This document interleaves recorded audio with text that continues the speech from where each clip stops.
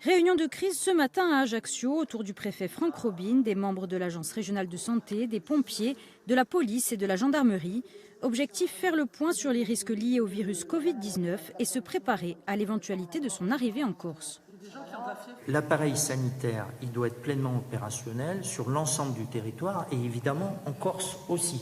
Compte tenu de sa proximité avec l'Italie, la Corse fait l'objet d'une attention particulière de la part du ministère de la Santé. Mais pour l'heure, selon les autorités, pas question d'interrompre les liaisons avec le pays voisin, ni même d'effectuer des contrôles sur les passagers en provenance d'Italie. S'agissant des contrôles en matière, par exemple, ceux que vous avez évoqués, la température, il n'y a pas de stratégie sanitaire qui mette en place ce type de contrôle.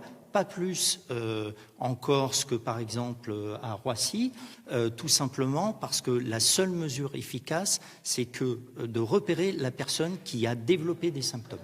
Objectif principal, être en capacité de détecter et de traiter d'éventuels cas de Covid-19. Les deux hôpitaux d'Ajaccio et de Bastia vont être aménagés selon des directives nationales. Personnel soignant équipé, parcours particulier pour les malades qui ne passeront pas par les urgences. L'hôpital de référence pour la Corse reste toutefois le CHU de la Timone à Marseille. Ces annonces suffiront-elles à rassurer? Car la communication est rare du côté de l'agence régionale de santé et l'inquiétude monte en Corse. Dans cette pharmacie d'Ajaccio, par exemple, les clients se bousculent. Notamment depuis qu'il y a des cas de décès en Italie, les gens paniquent. Nous n'avons plus de masques, plus de gel hydroalcoolique. C'est la panique complète. Ce soir, la France a émis une série de recommandations pour les gens rentrant de Lombardie et de Vénétie, leur demandant de limiter leur sortie.